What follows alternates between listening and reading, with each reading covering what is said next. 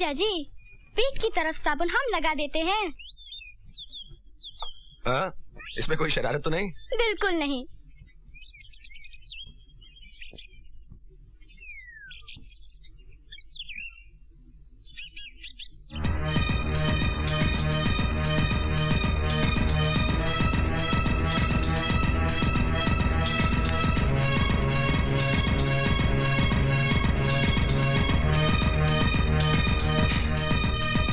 अब आप खुद ही लगा लीजिए।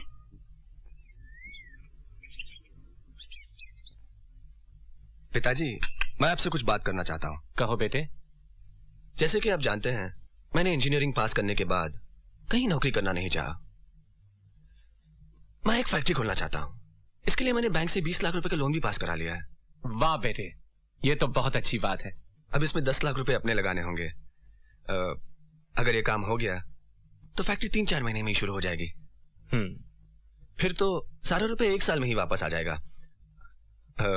अब कहीं हाथ फैलाने से बेहतर मैंने सोचा कि क्यों ना पहले आपसे ही बात की जाए। बेटे, आदमी अपनों से अपनी बात नहीं करेगा तो किससे करेगा? लेकिन जहां तक रुपयों का सवाल है बेटे, इतने रुपए हमारे पास नहीं। अगर आप अपने रिश्तेदारों से ले लेंगे तो?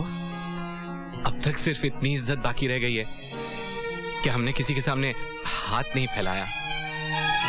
अगर तुम लोगों के लिए हमने किसी के सामने हाथ फैला भी दिया तो उसका नतीजा कुछ नहीं निकलने वाला। बेटे, जब बड़ा पेड़ गिरता है ना तो उसे सहारा देकर खड़ा करने वाला कोई नहीं मिलता। सारे लोग उसकी लकड़ियां काट काट के घर ले जाने की ताक में लगे रहते हैं। फिर आजकल के रिश्तेदार भी तो ऐसे ही है बेटे।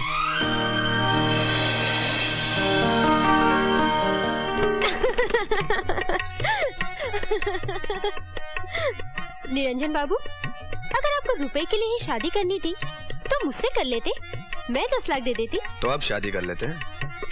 लाओ 10 लाख। ना बाबा ना, कोई मुझे पहली बीवी बनाएगा तब इतनी कीमत चुकाऊंगी। दूसरी बीवी तो मैं सबकी हूँ ही। क्यों? अगर तुम्हारे पास सचमुच 10 लाख रुपए हैं तो दो ना। तौबा कीजिए, अगर इतने रुपए मेरे पास होते तो मैं अभी कोठे पर नहीं कोठी में नजर आती। चलो इतने रुपये ना सही, कुछ तो बचा कर रखा ही होगा। कुछ तो बचा कर रखना ही पड़ेगा, वरना बुढ़ापे में सितारा बाई की तरह पानी लगाते रहना पड़ेगा।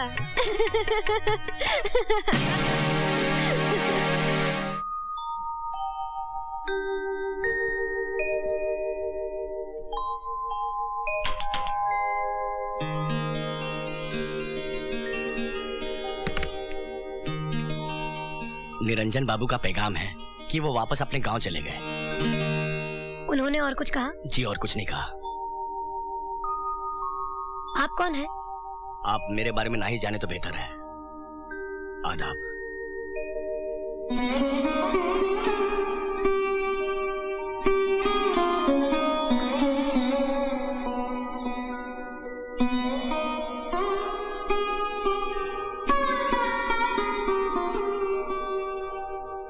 अगर 10 लाख रुपए देने की हमारी हैसियत होती तो निरंजन बाबू आज हमें इस तरह छोड़कर नहीं चले जाते।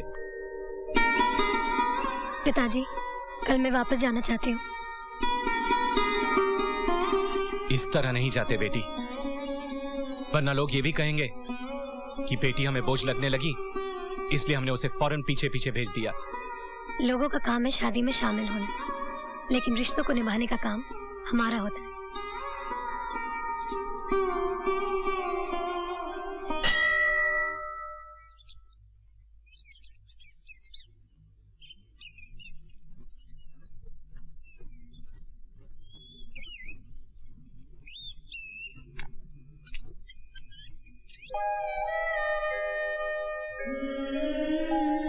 तुम बेटी तो बहुत अच्छी हो, लेकिन उससे अच्छी तुम बहू हो। तुम बार बार यह एहसास दिलाती हो कि तुम जैसी औलाद को पाकर ये दीवान कंगाल नहीं रहा, धनवान बन गया है।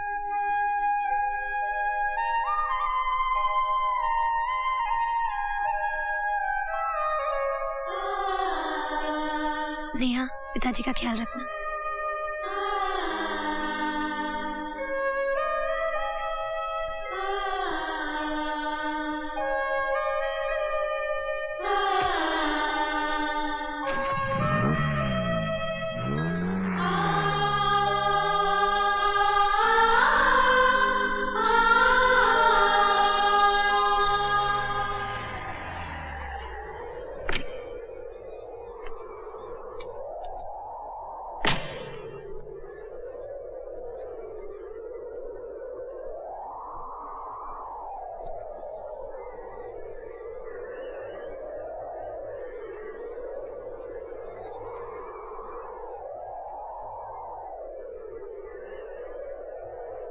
दीदी आप ससुराल नहीं गई?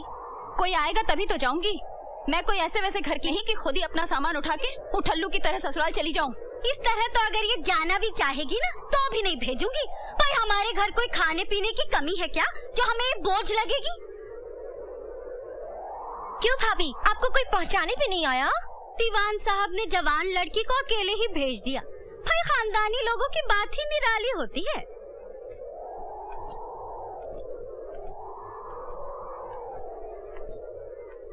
अरे ये क्या बहुरानी, अरे इस घर में खुद का बोझा उठाना मुश्किल है, ऊपर से तुम ये बोझा उठा रही हो। नहीं नहीं बने मियाँ ठीक है। मैं नहीं हूँ क्या इस बोझ को उठाने को? आओ।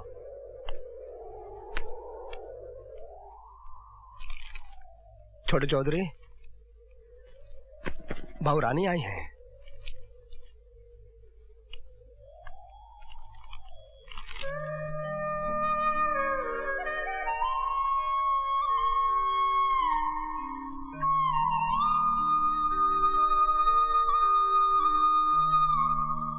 आप इस तरह अचानक हमें छोड़ के चले आए।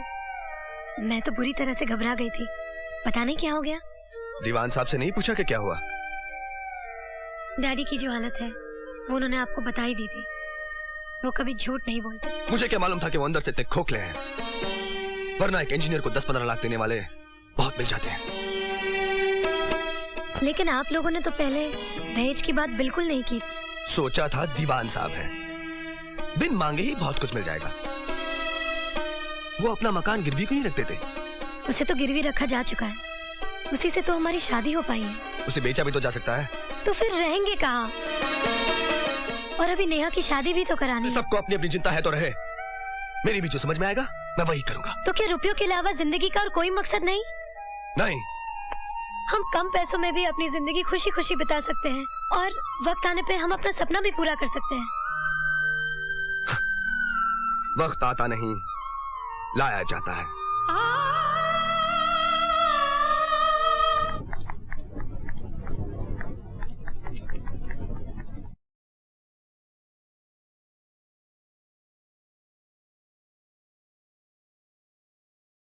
बहू जी, कल्पिता के सर में इतना दर्द है कि वो तड़प रही है, इसलिए आज का खाना तुम ही बनाना। जी हाँ।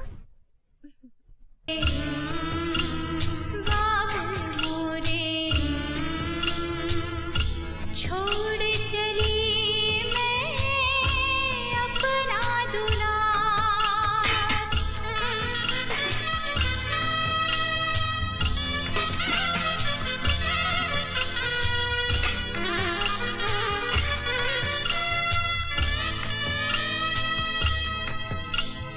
हाय दैया, बेचारे के हाथन की मेहंदी तक नहीं छूटी है और इतना ढेर सारा काम। बाप रे बाप, इतने बर्तन। आओ, लगता है चौधराइन ने पड़ोसियों के बर्तन भी इधर से मंगा लिए। क्यों, हमारे अपने घर में बर्तन कम है क्या? वैसे भी अपना काम खुद ही करना चाहिए।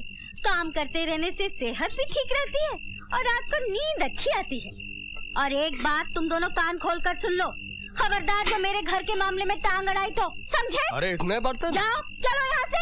आ जाते हैं पता नहीं कहाँ से मुंह उठा के। बड़े आए थे उसके हमदर्द बनके। लेकिन एक बात तो है मम्मी। क्या? तुमने बेचारे को कुछ ज्यादा ही बर्तन दे दिए हैं। अरे मैं तो और देने वाली थी ताकि रात भर घिसती रहे। वैसे भी निरंजन रात भर आने वाला नहीं है। वो कहाँ गए हैं? बैंक मैनेजर से मिलने गया होगा। इसी महारानी की वजह से तो सारा मामला खराब हुआ है। मैनेजर को पटाने के लिए दारू वारू पिलाएगा और सुबह को लौटेगा। माँ खाना तैयार है। अच्छा चल।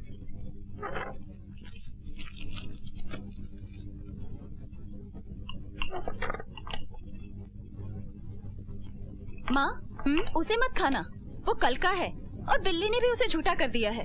हाँ? अरे तो क्या इसे फेंकेगी? इन्हें बुरा लग रहा है ना, तो डाल दे इनकी थाली में। घूम फिर कर सारी बातें मुझ पर ही क्यों आ जाती है? अरे मेरे कहने का मतलब ये था, इसे बहू तो खा सकती है कि नहीं? हाँ हाँ, वो क्यों नहीं खा सकती, वो तो है ही जूठन खाने लायक।